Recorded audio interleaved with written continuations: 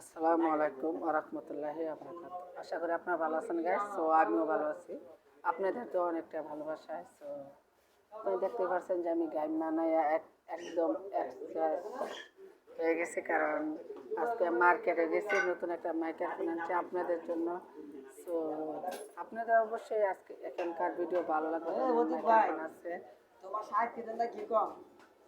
So আরেকটা বিষয় আপনারা অবশ্যই দেখবেন যে এখন কড়া লেভেলের ভিডিও আপনাদের সামনে আমি আপলোড করার চেষ্টা করবো, কারণ কারণ আপনারা দেখলে অবশ্যই খুব খুশি হবেন যে আমি আপনাদের জন্য সব কিছু এভরিথিং সব কিছু কষ্ট করে আজকে মদন কাজপুর গেলাম, আইলাম চিটাগাং করার জিনিসপত্র কিনতে গিয়ে অনেকটা সময় রেটে গেছে, কারণ এখন এতটুকু সময়ের ভিতরে আমি যতটুকু সম্ভব আপনাদের কাছে ক্লিয়ার করে ভিডিও দেওয়ার চেষ্টা করবো। সো এছাড়াও আপনারা অবশ্যই আমার বন্ধু প্রদীপের দোকানে এসে আবার চুল কাটবেন, চুল দাড়ি শেপ 50% ডিসকাউন্টে। তো আপনারা ভাবতেছেন যে আমি হাসলাম, কেননা আমি হাসিনি, কারণ আমি এভরিথিং সব জায়গায় আমি দেখছি যে সব জিনিস এবার ডিসকাউন্ট দেয়। আজ পর্যন্ত আমি কোনো সময় শুনিনি যে চুলের উপর ডিসকাউন্ট দেয়, যে চুল কাটলো ডিসকাউন্ট 50%। সো আমি ভেরি কি আর বলবো যে খুবই খুব খুবই খুবই জোস্টিং একটা বিষয় আর কি। তো আপনারা চাইলে এই দোকানে এসে চুল কাটবেন, কারণ এটা আমার বন্ধুর অনুরোধ বলতে পারেন। নতুন দোকান দিচ্ছে, দোয়া করি যাতে সামনে উনি আরো একটু এগিয়ে যায়, আরেকটু আরেকটু এগিয়ে যায় যাতে উনি। আর হ্যাঁ, এক্স্যাক্টলি আপনারা চাইলে অবশ্যই আমার বন্ধুর দোকানে আসার চেষ্টা করবেন, আর আমার বন্ধুকে অবশ্যই সবাই দোয়া করবেন।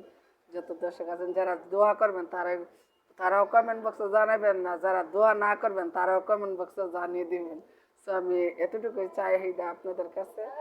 আর অবশ্যই যদি আমার কথার ভিতরে যদি ভুল বিয়াদবি হয় তো অবশ্যই আপনারা ক্ষমা দৃষ্টিতে দেখবেন। এটা আপনার নারায়ণগঞ্জ ডিস্ট্রিক্টের ভিতরে হচ্ছে বন্দর থানা, আর কেওড়ালা পূর্ব কেওড়ালা বাস স্টেশন থেকে মাত্র প্রায় মসজিদের সামনে না, আমার পূর্ব কেওড়ালা বাস স্টেশন থেকে প্রায় মনে হয় 10 মিনিট লাগবে হাইটে চলে আসতে পারবেন আপনার দোকানে। সো আপনাদের জন্য খুবই একটা সুন্দর একটা জস্টিং দোকান খুলছে, যাই না বাতাসে কতটুকু উড়াইতেছে লড়াইতেছে। তো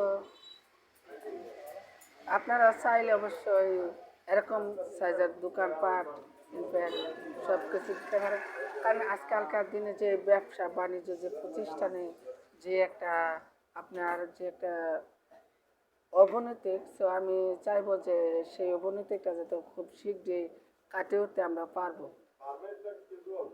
কারণ এবার সামনে আমাদের কোরবানি।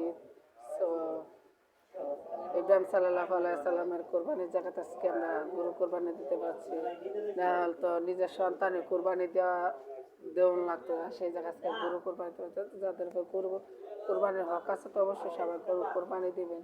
আর বিশেষ করে যারা দেওয়ার হক নেই তো তারা দেওয়ার চেষ্টা করবেন। আর একটা জিনিস আপনারা খেয়াল করবেন যে গরু কোরবানি দেবেন ঠিক আছে, 3 ভাগ করে 1 ভাগ গরিব দিয়ে আর 1 ভাগ আত্মীয় স্বজন দিয়ে 1 ভাগ আপনারা লাগবে, কিন্তু আপনারা 3 ভাগে ফ্রিজে ঢুকাইতে সারা বছর খাওয়ার চিন্তা ভাবনা করেন না, কারণ তাহলে বলে আমি খুবই কষ্ট পাই।